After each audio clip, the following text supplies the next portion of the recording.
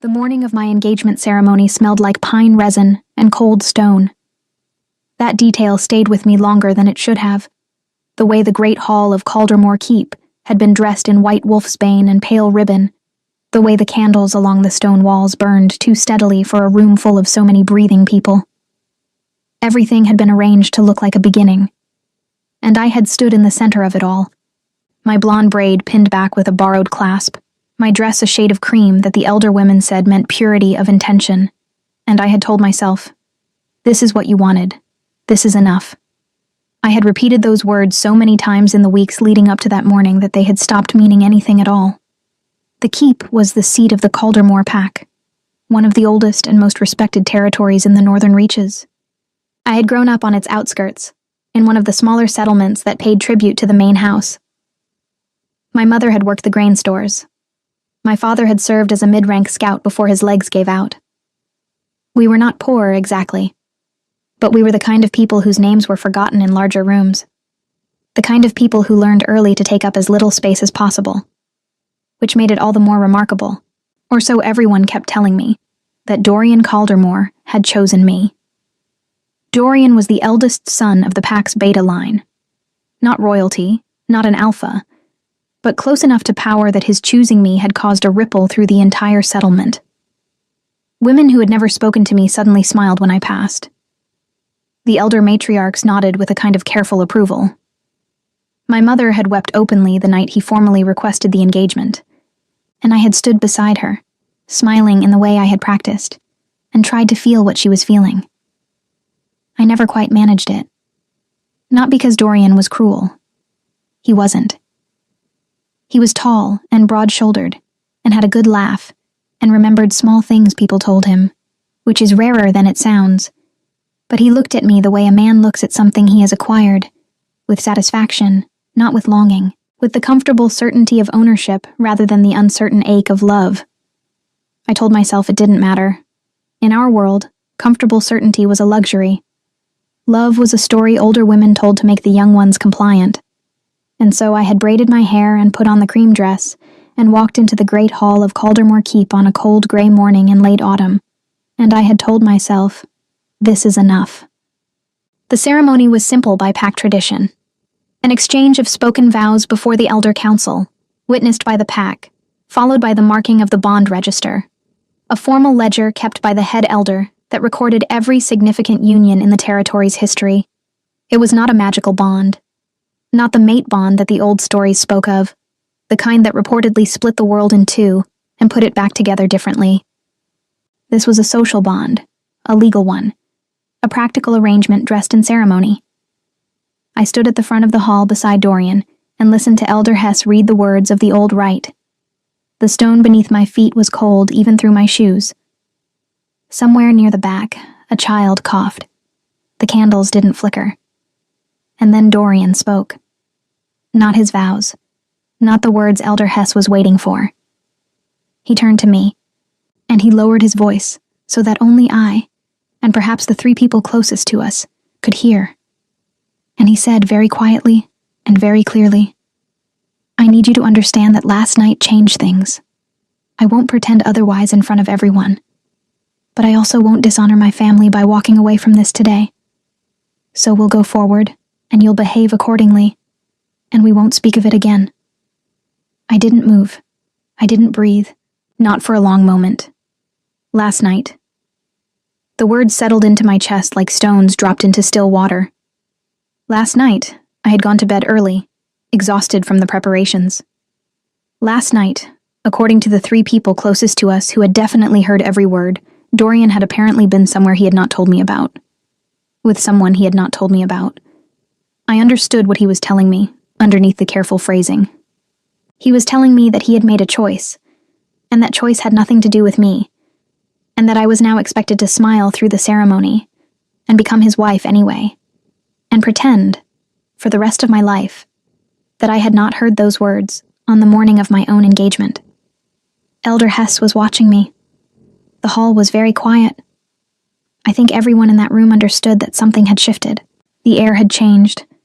The particular atmospheric pressure of a moment that is about to become a story people tell for years. I looked at Dorian. He was not looking back at me. He was already looking past me, toward the elder council, composed and ready to proceed. And something in me, something that had been silent for a very long time, something that had been trained out of me by years of taking up as little space as possible, went absolutely still, not with fear, with clarity. I reached up and unpinned the borrowed clasp from my braid. I set it on the edge of the vow table, very carefully, without a sound. Then I turned and walked toward the hall's side door, not the main entrance, not the dramatic exit, just the quiet door near the east wall that servants used, and I pushed it open and stepped through it and kept walking. No one called after me immediately. I think the room needed a moment to understand what had just happened. I walked through the corridor beyond the door, through the stone passage that led to the keep's inner courtyard, and then out through the courtyard gate, and onto the narrow path that curved down toward the tree line. The cold hit me properly then. I had no cloak, just the cream dress and thin shoes. But I didn't stop. I kept my chin level and my pace steady, and I did not look back. Behind me, I heard the hall doors open. Voices. A commotion beginning to build. I kept walking. The path wound down through a break in the stone wall and out toward the main road. The long, unpaved stretch that connected Caldermore territory to the broader network of roads that ran through the northern reaches. It was not yet mid-morning. The sky was the color of pewter, low and heavy, threatening rain that hadn't come yet. The trees on either side of the road were bare, their branches dark against the pale sky, and the only sounds were my footsteps on the packed earth and the distant rush of wind through the upper branches. I did not know where I was going. That was the truth I hadn't let myself face yet. Walking away from the ceremony was one thing. Walking toward something was another matter entirely. I had no money on me. No bag, no provisions, no plan beyond the next 10 steps. But the alternative had been to stay, and I had understood, with absolute finality, that I could not stay. I had been walking for perhaps 10 minutes, long enough for the keep to disappear behind the curve of the road and the tree line, when I heard it. The sound was unmistakable. The heavy, rhythmic percussion of multiple hooves on packed earth, moving fast. Not a single rider. A team. Something large. I stepped to the edge of the road without thinking, pressing back toward the tree line to let them pass. The carriage that came around the bend was nothing like the modest transport wagons I was used to seeing on this road. It was black, deeply, completely black. The wood lacquered to a shine that caught even the flat gray light of the overcast sky. The horses were enormous, dark as the carriage itself, and they moved with a synchronized power that made the ground tremble faintly beneath my feet. There were 2 riders flanking the carriage on horseback, both in dark armor marked with a sigil I recognized with a cold shock of recognition, even from a distance. The Iron Wolf's head, split crown above it, the royal crest of the Alpha King's court. The carriage did not slow as it approached. And then, without any warning, it did. The driver pulled the horses back in a sharp, controlled motion, and the great black vehicle came to a stop, perhaps 15 feet from where I stood at the edge of the road. My cream dress completely inappropriate for a cold autumn morning. My hair half undone from the braid. No cloak. No explanation. Standing utterly alone on a road that led nowhere I had planned to go. One of the mounted guards turned his horse and looked at me with the particular expression of a man trying to determine if something is a threat or merely an inconvenience. And then the carriage door opened.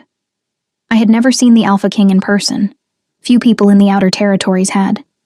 He ruled from Valthorn, the capital stronghold that sat at the center of the northern reaches like a dark stone at the heart of a river. Everything else arranged around it, shaped by its presence, flowing according to its gravity. His name was Xander. That much everyone knew. They also knew he had taken the throne young, after his father's sudden decline, and that he had held it with the kind of iron consistency that made enemies careful and allies nervous. He was not known for warmth. He was not known for patience. He was known for being exactly what the northern reaches needed, and absolutely nothing more. I knew all of this the way you know things you have heard, repeated so many times they stop feeling like information and start feeling like weather. Like something permanent and distant that affects your life without ever touching it directly. Until now. The man who stepped down from the carriage was tall, in the way that reordered the space around him. Broad through the shoulders, dressed in dark leather armor crossed with wide straps, a fur-lined cloak settled over it all with the ease of someone who had worn such things since childhood. His hair was long and braided back, dark as the lacquered wood of his carriage, and his face was exactly what the stories had failed to prepare me for. Not handsome in the careful, arranged way that men like Dorian were handsome. Something rawer than that. Blue eyes that caught the flat light and somehow made it sharper. A jaw that held tension the way stone holds cold. A small scar along one cheekbone, old and pale. He looked at me with an expression I couldn't immediately read. Not surprise. Not the polite confusion of a man who has encountered an inconvenient stranger on a road. Something more calculating than that. And beneath it, something else I couldn't name yet. The guard who had been assessing me spoke first. "My lord, she was standing at the road's edge. We didn't see her until the bend." Xander didn't look at the guard. He kept his eyes on me. I can see that. His voice was lower than I expected, unhurried. I became acutely aware of how I must look, the cream dress now gray at the hem from the road dust. The braid loosening at my temple. No cloak. No apparent reason to be standing alone on an empty road at mid-morning in the cold. The picture I presented was not one of dignity. It was one of someone who had recently made a decision before she had time to think it through properly, which was, I supposed, accurate. "Are you injured?" he asked. The question was direct and without ceremony, and something about that directness, the absence of the performative concern I might have expected, made it easier to answer honestly. "No," I said. "I'm not injured." He studied me for another moment. Behind him, through the open carriage door, I could see the interior. Maps spread across the seat, a carved wooden case secured with leather straps, a second figure seated against the far side. Someone watching without speaking. "You're from Caldermore," Xander said. It wasn't a question. I felt the muscles along my jaw tighten slightly. "Yes. The engagement ceremony was this morning." Something in my chest went very still. Of course he knew. A man in his position would have runners and informants across every territory in the Reaches. The Caldermore Beta Line's eldest son formalizing a union would be exactly the kind of territorial intelligence that crossed his desk regularly. Whether he knew specifically about me, or simply about the ceremony in general, I couldn't tell. "It was," I said carefully. His gaze moved over me once, brief and thorough, the way a soldier assesses a situation rather than the way a man looks at a woman. "And yet you're here." "And yet I'm here," I agreed. A silence settled between us. The horses shifted. One of the guards cleared his throat quietly, and then seemed to regret it. I expected him to move on, to step back into his carriage and continue wherever he had been going, leaving me to the gray road and my own poor planning. That was the logical outcome. I was no one of consequence to the Alpha King of the Northern Reaches.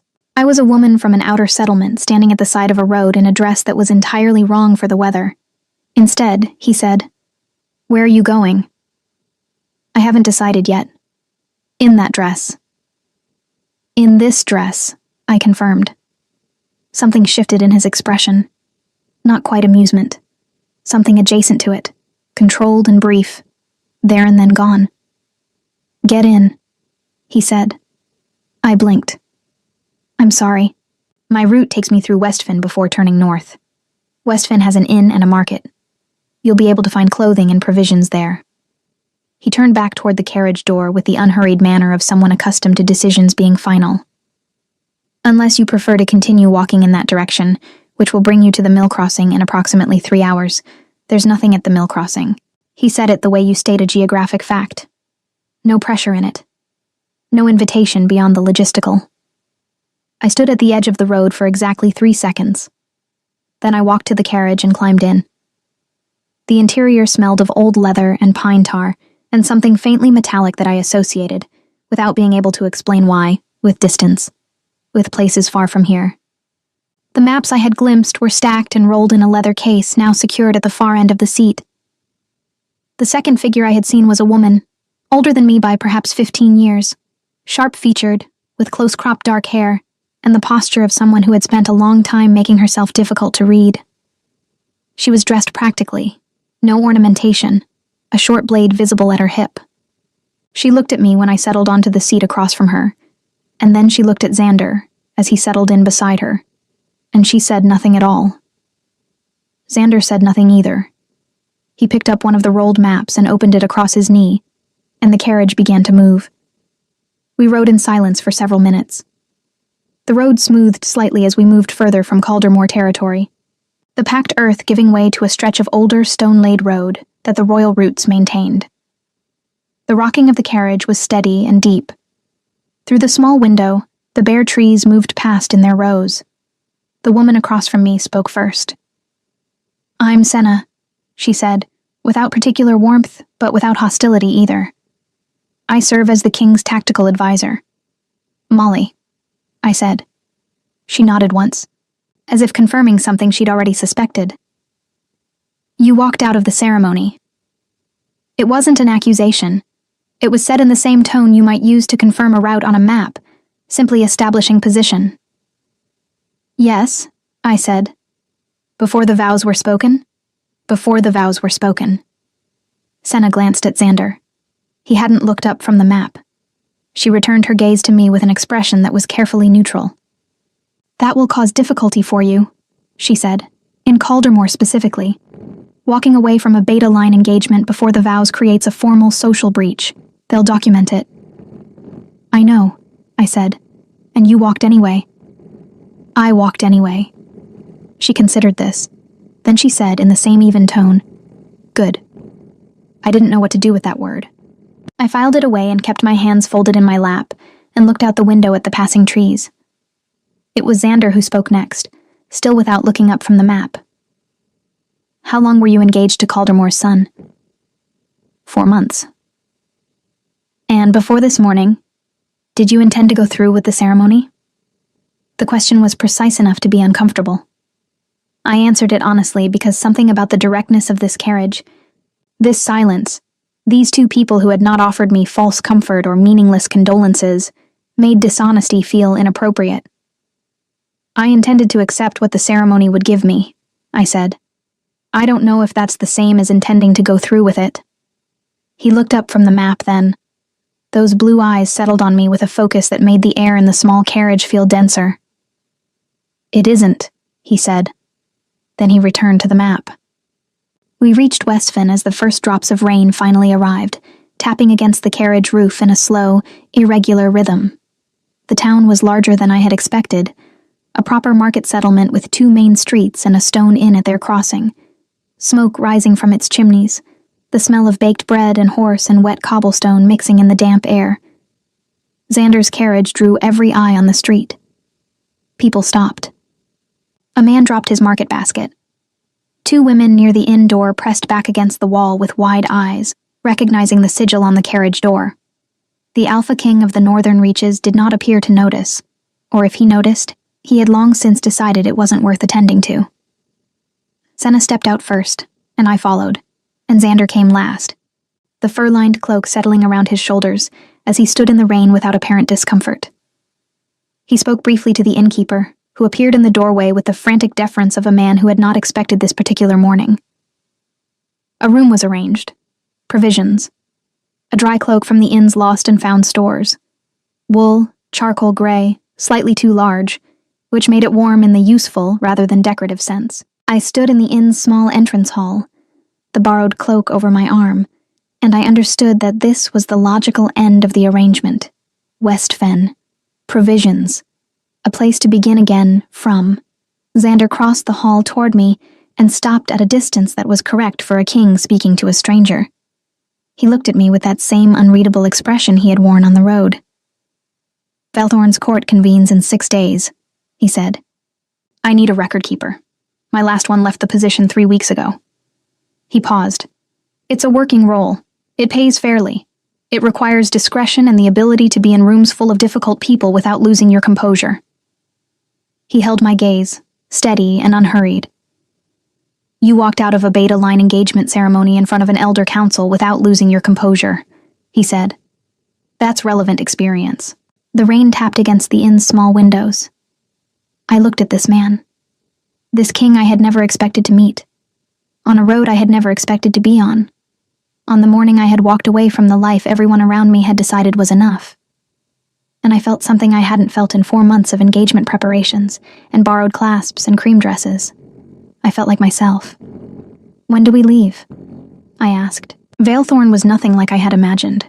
I had imagined something severe, something cold and deliberately forbidding, the way powerful things present themselves to discourage approach.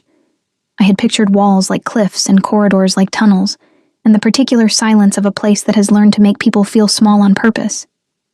What I found instead was controlled enormity. A stronghold so large it had its own internal weather. Warm in the great halls where fires burned in hearths wide enough to stand inside. Cold in the outer corridors where the stone hadn't been touched by heat in decades. Damp near the lower archives where the walls wept faintly in the autumn chill. The ceilings in the main wing were vaulted high enough that sound traveled strangely. Voices arriving a half-second after they should, footsteps echoing at unexpected angles. I spent my first 2 days getting lost. Not dramatically. Not the panicked, disoriented lost of someone in genuine trouble. Just the quiet, incremental lost of someone learning a space that is considerably larger than any space they have occupied before. I would turn left when I meant to turn right, emerge into a courtyard I hadn't known existed, find myself standing at the top of a staircase, looking down into a wing I hadn't been shown. Senna, who had been assigned to orient me during the first week, seemed to find this mildly entertaining in the way that very competent people sometimes find the early struggles of others. Not with cruelty, but with the particular patience of someone who remembers being new to something and chose not to pretend otherwise. "The East Wing is older than the West," she told me on the second morning, walking beside me through a corridor lined with narrow windows that looked out over the training grounds below. The layout makes no sense, because 3 different builders worked on it across 2 centuries, each one assuming the previous person's logic would be obvious to everyone. She paused. "It wasn't obvious to anyone.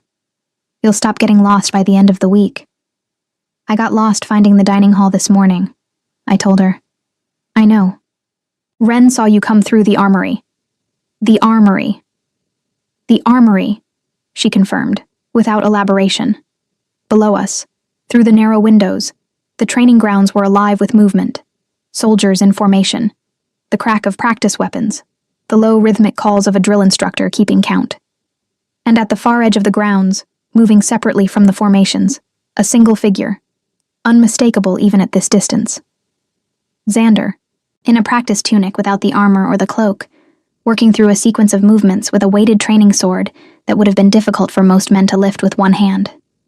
He moved like water over stone, fluid and completely without hesitation. I became aware that I had stopped walking. Senna stopped beside me without comment.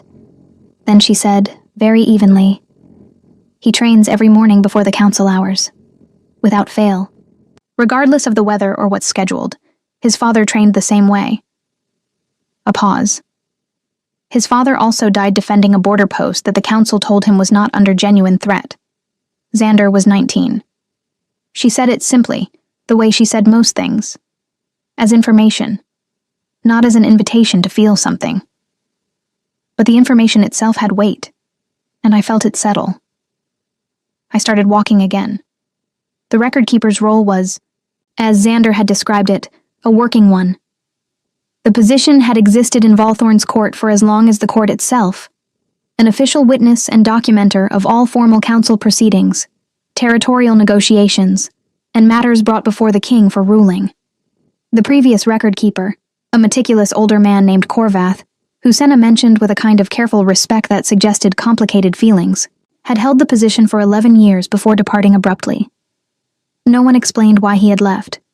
No one seemed to want to. I was given his desk in the outer records room, a long, deep table positioned against the wall beneath 2 tall windows, covered in the organized accumulation of someone who had worked there for over a decade. Inkwells, cross-referenced ledgers, a wooden frame holding sheets of fine parchment in graduated sizes, a collection of stamps bearing the court's official seal. I spent my first full working day reading back through 3 months of proceedings records, learning the formatting, the shorthand conventions, the particular vocabulary of court documentation. There was a rhythm to it that I recognized, the same kind of careful, systematic work I had done managing inventory records at Caldermore's grain stores, just in a vastly different register. The content was different. The underlying discipline was the same. I found I was good at it. On my third day, I attended my first council session. The council chamber was a long room with a stone table at its center, the king's seat at the head, 6 council members ranged along the sides, and my position at a smaller side desk near the eastern wall, with a clear sightline to all speakers and the proceedings ledger open in front of me. Senna sat 2 seats from Xander's right. The other council members were a collection of ages and temperaments. I noted them carefully, the way I had learned to note the dynamics of any room I entered where power was unevenly distributed.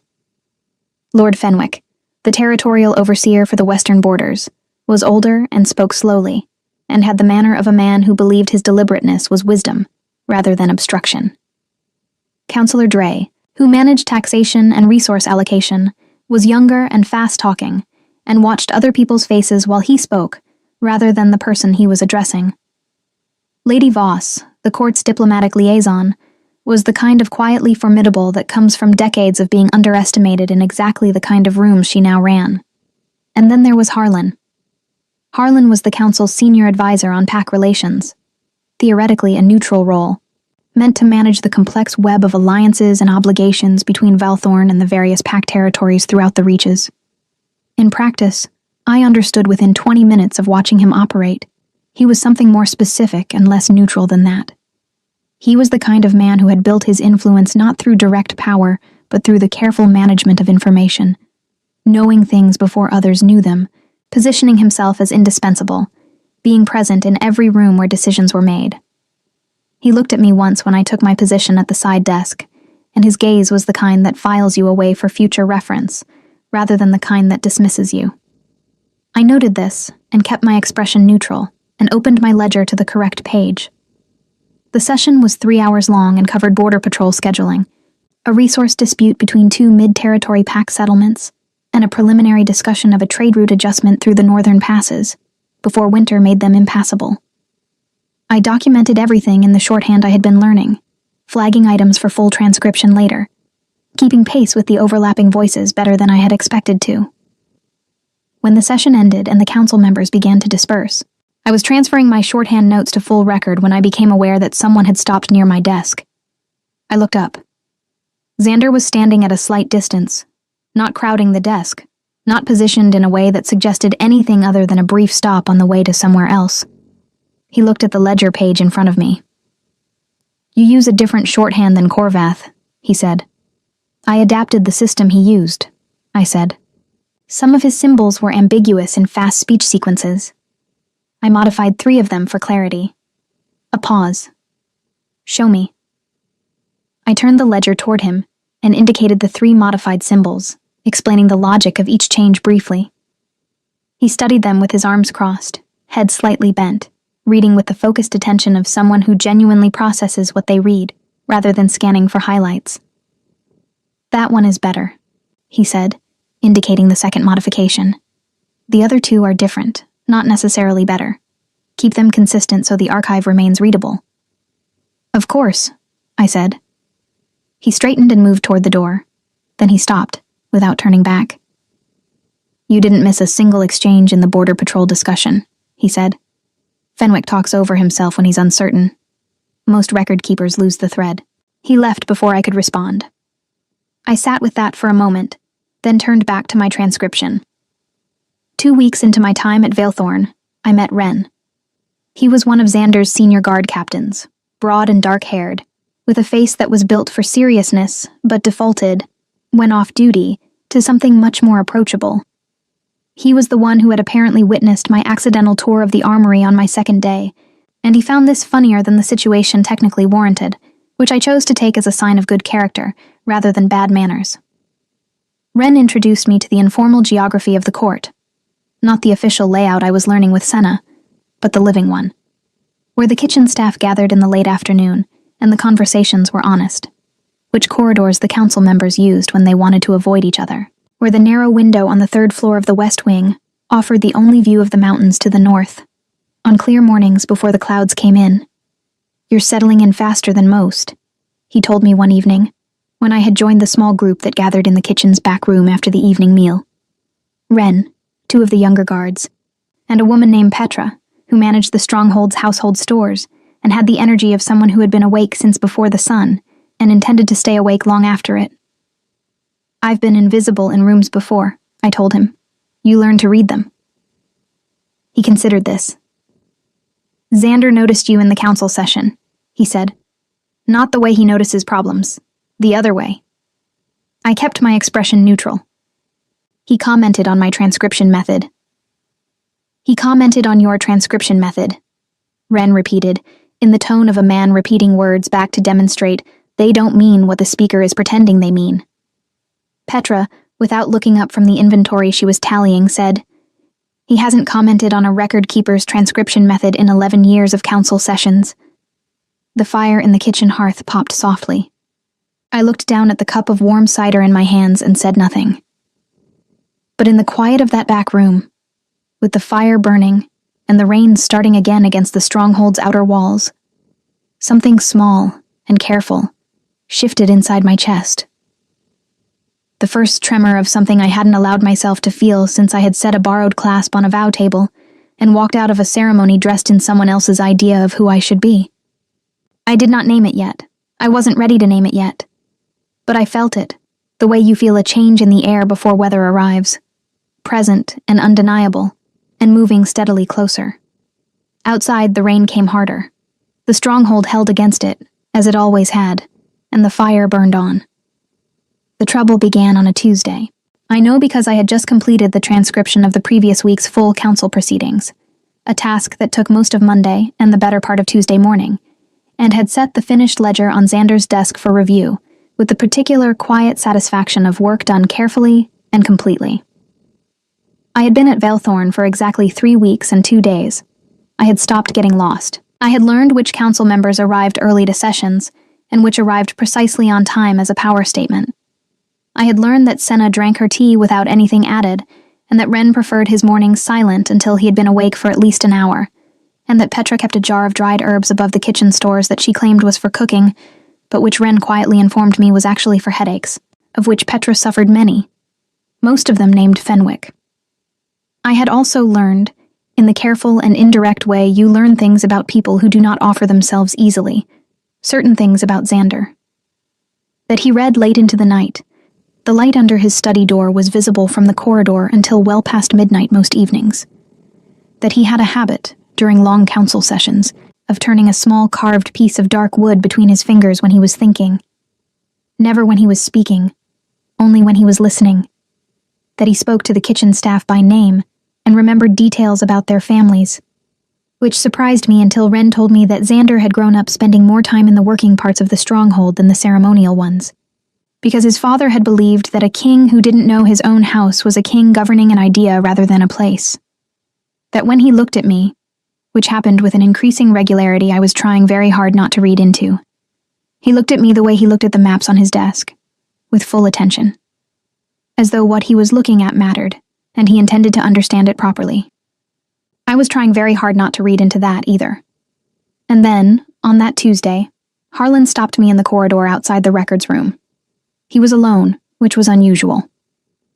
Harlan generally moved through the stronghold with at least one associate nearby, not guards, but the particular type of constant companion that signals a person who prefers witnesses to conversations they can later characterize however they choose.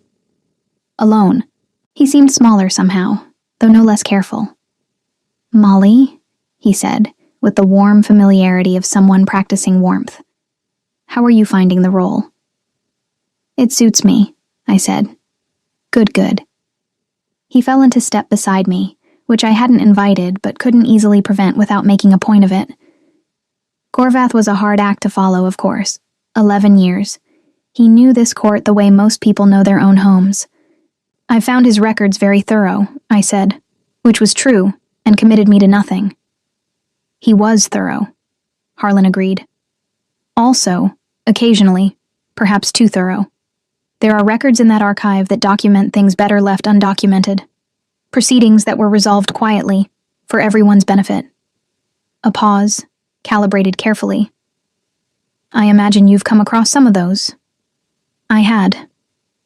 3 days earlier, going back through older proceedings to understand the history of a current border dispute, I had found a series of records from approximately 4 years ago, sessions that documented a significant territorial negotiation between Vilethorn and 2 of the Outer Pact settlements. The records were complete and precise in Corvath's hand. They also clearly showed that certain resource allocations from that negotiation had been reported to the settlements as one figure and recorded internally as another. The difference between those 2 figures, sustained over 4 years, amounted to a considerable sum directed into accounts I didn't recognize. Accounts that, when I had carefully cross-referenced them against the taxation ledgers Dre managed, appeared to connect to 2 names. One of them was Harlan's. I had not yet decided what to do with this information. I had not yet spoken to anyone about it. I had simply noted it, cross-referenced it twice to be certain, and sat with the weight of it while I thought carefully about what it meant and what it required of me. Standing in the corridor now, with Harlan beside me and his warm, careful voice suggesting that some records were better left unexamined, I understood that he knew I had found it. I've been working primarily with recent records, I said, keeping my voice level and my pace unchanged. The older archives are well organized but extensive. Of course, he said. No need to spend too much time in them. The current proceedings are what matter after all. He stopped walking, which meant I stopped too, and he looked at me with the particular expression of a man who is offering something while appearing to offer nothing. You're well regarded here, Molly. In a short time, you've established yourself. It would be a shame for complications to arise, misunderstandings about records, about context, about the judgment of someone still learning the court's complexities. The threat was dressed well. It wore its good clothes. I looked at him steadily. I appreciate the guidance, I said. He smiled, satisfied. Of course. We all want you to succeed here. He walked away. I stood in the corridor for a moment, my hands very still at my sides, and then I went back to the records room and sat at my desk and looked at the far wall for approximately 3 minutes. Then I opened the archive drawer, pulled the relevant ledgers, and began documenting exactly what I had found with the same precision I applied to everything else. I went to Senna that evening. Not to Xander, not yet. Because I understood that bringing this directly to Xander without being certain of my ground was a risk. I was 3 weeks into this role. I was an outsider, and Harlan had been part of this court for years. I needed someone who knew the court's architecture the way Corvath had known it, who could tell me if what I was seeing was what I thought it was. Senna listened to everything I told her without interrupting. Her expression did not change during the telling, which was either very good or very bad, and I couldn't yet determine which. When I finished, she was quiet for a long moment. You cross-referenced against the taxation ledgers, she said. 3 times. And you're certain the account identifiers connect to Harlan. One connects to Harlan directly. The second requires one additional step, a holding account registered under a name I don't recognize, but the withdrawal patterns align with dates I can verify. I paused. I documented everything. It's all in the records room. Senna stood and walked to the window of her small office and looked out at the dark courtyard below. The night was clear, the first clear night in a week, and the stars over the stronghold were very bright. Corvath found this too, she said quietly. 4 years ago, when it was happening, I believe he documented it the same way you have. A pause. And then someone convinced him that bringing it forward would cost him more than staying silent. He stayed silent. And then, 3 weeks ago, he left. She turned from the window. I think he left because he couldn't stay silent anymore, and he was afraid of what would happen if he spoke. The room was very quiet. What happened to the settlements? I asked. The ones whose allocations were misrepresented? They managed, Senna said, with a flatness that told me managing had not been easy. Reduced resources over 4 years in outer territory settlements means harder winters, deferred repairs, children growing up with less than the agreements entitled them to. She looked at me. It matters. Even when it's dressed in numbers and ledger entries, it matters. I know, I said. She studied me. You're going to bring it forward? Yes. Harlan will say you misread the records, that you're new and inexperienced and motivated by ambition. He'll make the story about you. I know, I said again. And you're going to bring it forward anyway.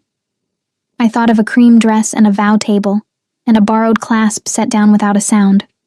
I thought of what it felt like to choose clarity over comfort, even when the comfortable option was right there, arms open, asking nothing of you except your silence. Yes, I said. Senna looked at me for a long moment. Then she nodded once, the same single nod she had given me in the carriage. The morning this all began. Then we do it properly, she said.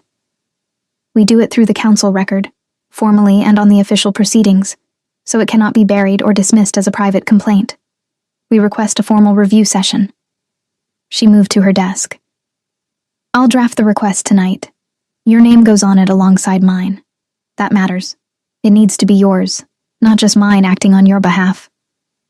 Both our names, I agreed. It will not be comfortable, she said. Harlan has allies on the council.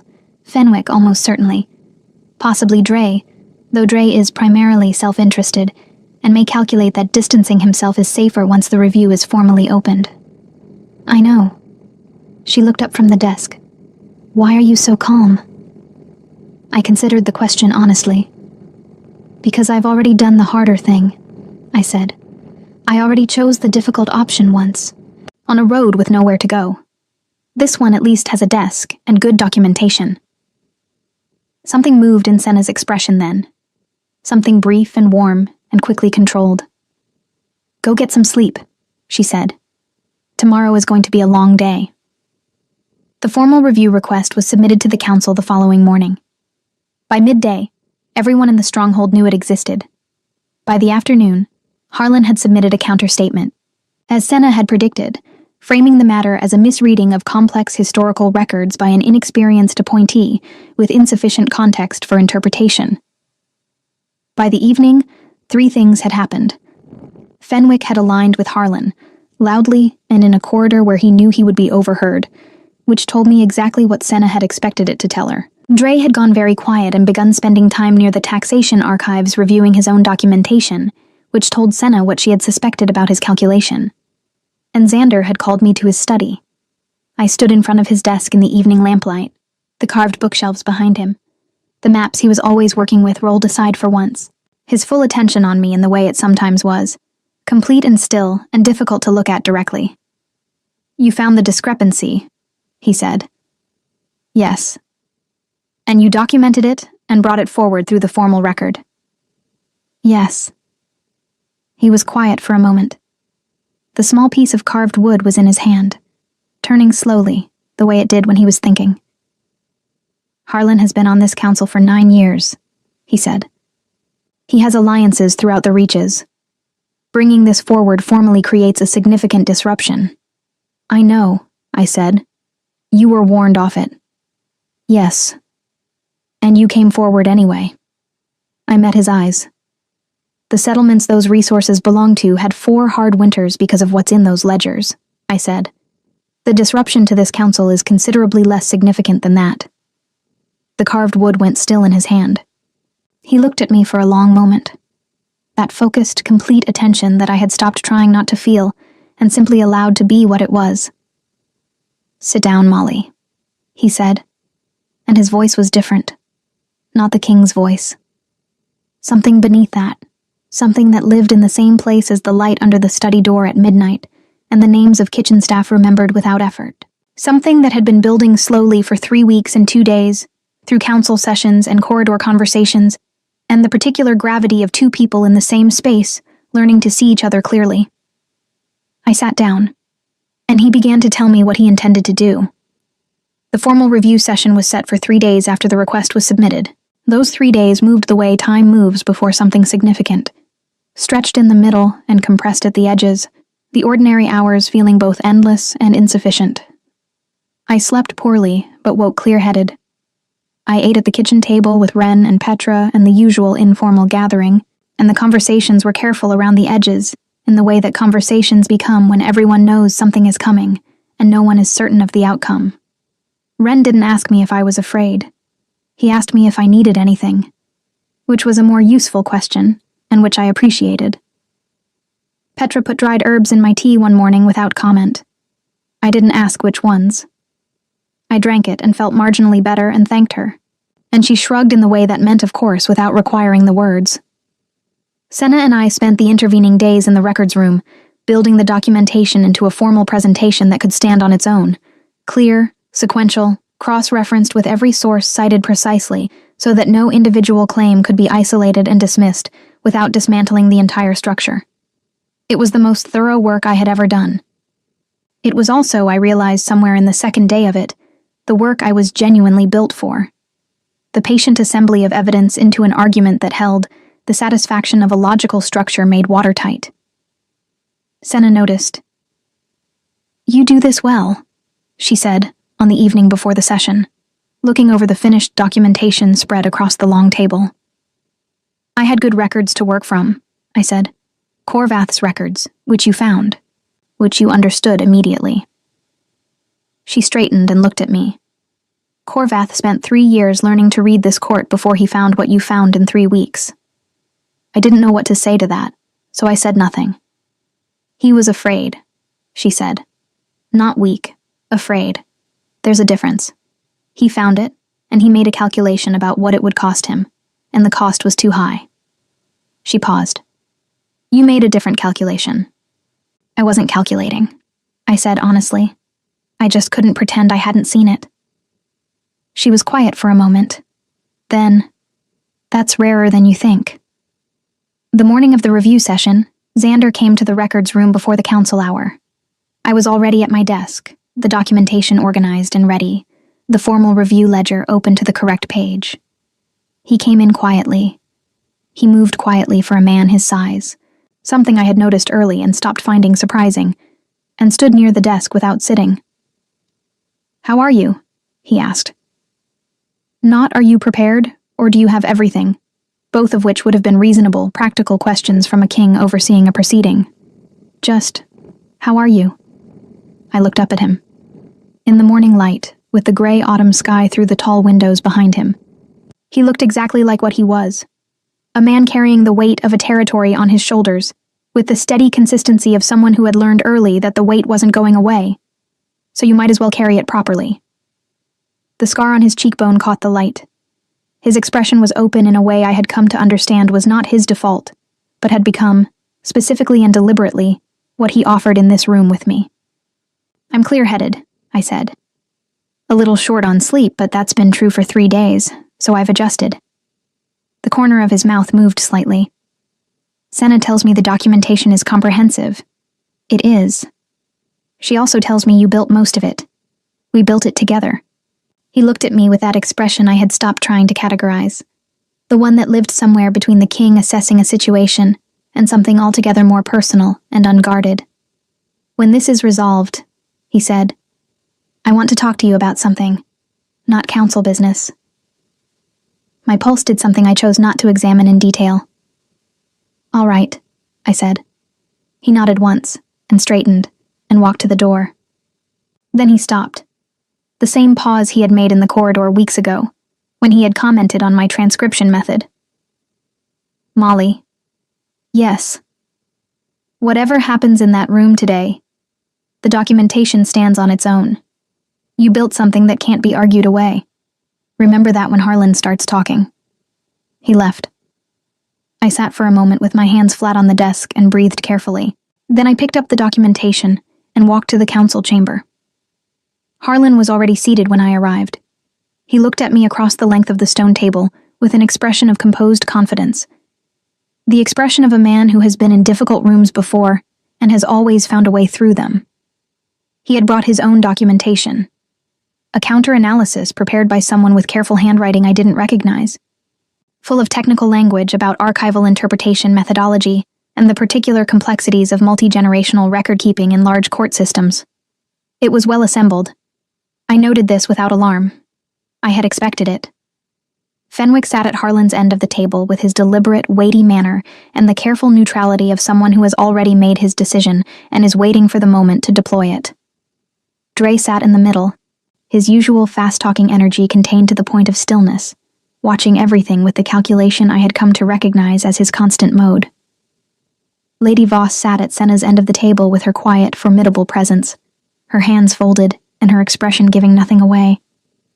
She had said nothing directly to me about the review request, but the morning after it was submitted, she had stopped by the records room briefly and looked at my desk and said, in the tone of someone noting a geographic fact, "The outer settlements have been underfunded for 4 years. The people there know it. They don't know why." And then she had left. I had understood what she was telling me. Xander sat at the head of the table. He did not look at me when I took my position at the side desk. He looked at the room with the steady, contained attention of a king opening a proceeding that matters. "This session is formally opened," he said. "The record keeper will document all exchanges.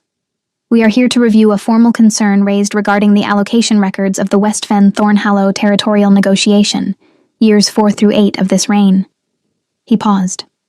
"All parties have submitted documentation. We will proceed through the evidence in the order it was submitted. No one will speak over another. No one will address the record keeper directly during proceedings." This last line was said without looking at Harlan, which was somehow more pointed than if he had. Harlan's composed confidence flickered, very briefly. The session lasted 2 hours and 40 minutes. Harlan presented his counter-analysis with the smooth fluency of long practice. The technical language, the framing of my reading as inexperience, the suggestion that what looked like discrepancy was in fact a legitimate and documented internal accounting practice that predated the negotiation in question. He was good. He was very good.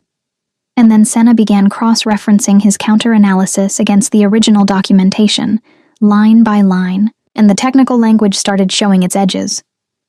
The internal accounting practice he cited did not appear in any official court record prior to the negotiation period in question. The account identifiers he claimed were standard practice had no precedent in any proceedings before year 4 of Xander's reign. The documentation he had submitted, which had appeared thorough, had been prepared in the past 3 days. The ink and the parchment were noticeably newer than anything in the official archive, a detail that Lady Voss noted aloud with the quiet precision of a woman who had been reading documents for 30 years and knew what age looked like. Dre, at this point, asked to submit an additional statement. The statement clarified that his involvement with the accounts in question had been limited to processing transfers he had been told were routine and sanctioned, and that he wished to formally note his full cooperation with the review.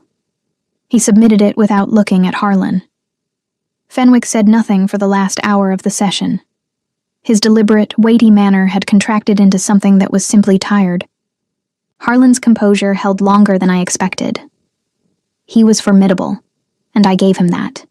He argued the methodology, challenged the cross-referencing, questioned the validity of Senna's authority to present documentation in a formal review. He was skilled, and he was determined, and he did not go quietly. But the documentation was what it was, and I had built it to stand on its own. At the session's close, Xander called for a formal finding. The vote was 4-1, with Fenwick the single dissent delivered in a voice that had lost all its weight. Harlan was removed from the council that afternoon. A formal inquiry was opened into the allocation discrepancy, with provisions for restitution to the affected settlements. Dre's cooperation was noted. Fenwick quietly submitted a request for early retirement from council service the following morning, which Xander accepted without comment. By the evening, the stronghold had the particular quality of a place where the air has changed.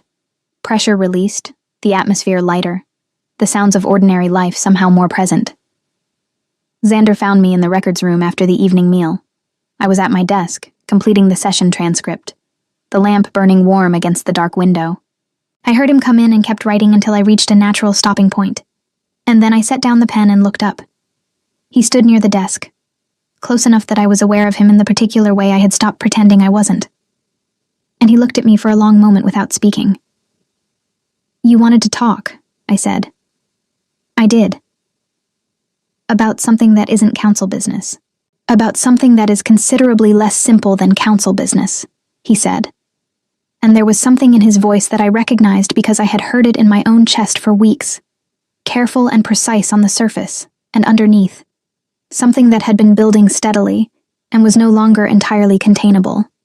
He pulled the chair from the corner of the room and sat down across from my desk, which put us at the same level, which I understood was deliberate.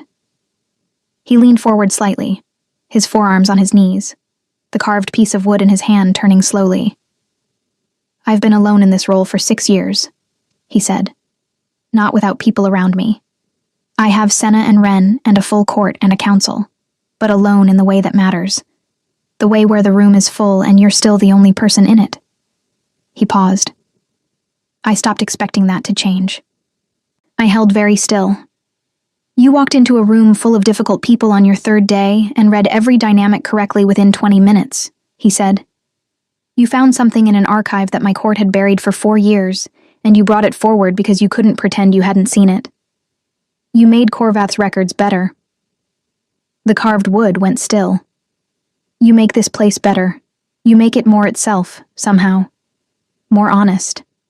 And I have no official framework for what I'm trying to say to you right now, which is unusual for me, because I generally have a framework for everything." The lamp flickered softly. "I'm saying that I would like you to stay," he said. "Not as a record keeper, though you're extraordinary at it, and I would miss the transcriptions greatly." The corner of his mouth moved.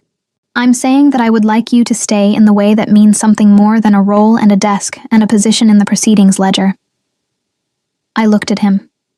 This king who trained before dawn, and remembered kitchen staff by name, and read until midnight, and carried the weight of a territory with steady, unglamorous consistency, who had stopped a royal carriage on a cold road for a woman in a cream dress walking toward nowhere with her chin level, who had offered her work and fairness and space to become exactly what she was. I thought of the vow table, the borrowed clasp, the cold hall and the candles that didn't flicker, and the words spoken quietly by a man who had been looking past me before I was even gone. I thought of how different it felt to be looked at directly. "I'm not going anywhere," I said. Something in his face shifted. The tension he carried so consistently that it had become part of his expression, releasing, briefly and completely, into something open and unguarded and certain. He reached across the desk and his hand covered mine, warm and steady. Outside, the first snow of the season was beginning to fall over Valethorn, soft and quiet, and covering everything in the particular clean silence of a world that has decided to begin again. What happened after that was not simple, because nothing worthwhile is simple. There was a full council reformation in the months that followed, with 2 new appointments, including, at Xander's quiet suggestion, and Lady Voss's formal seconding, Senna elevated to senior council advisor, a position she accepted with the same composed directness she applied to everything. The outer settlements received formal restitution, and Xander himself traveled to West Fenthornhallow the following spring to meet with the settlement leaders directly, which had never been done before by a king of the northern reaches, and which people talked about for years. Ren got promoted to head of palace security, and celebrated by being approximately as gruff about it as he had been about everything else, which Petra said was typical and meant he was pleased. Korvath, who had left for a small town in the Southern Territories, received a formal letter acknowledging his years of service and clearing his name from any association with the discrepancy. He wrote back in his meticulous hand, 3 pages long, and the last line said simply, "I'm glad someone finally looked. And me. Molly, from the outer settlement, the girl who had been trained to take up as little space as possible, who had walked out of a ceremony in a cream dress and stood at the edge of a cold road with no plan and no direction, and the first clear feeling she had allowed herself in years. I stayed at Valethorn. I made the records better, and then I made the court better, and then, in the particular slow and honest way of things that are built on solid ground, I became part of the foundation of it. Not because I had been chosen at a ceremony or assigned by title or measured against someone else's idea of what I should be, but because I had walked into this place exactly as I was and been seen clearly, and decided that being seen clearly was worth staying for. On a winter morning 2 years after I had first arrived, the mountains visible from the narrow window on the 3rd floor of the west wing, the snow on the peaks catching the early light, Xander stood beside me at that window, and we watched the sun come up over the northern reaches together. And he said nothing, and I said nothing, and it was the fullest silence I had ever known. The kind of silence that doesn't need to become anything else. The kind that simply is.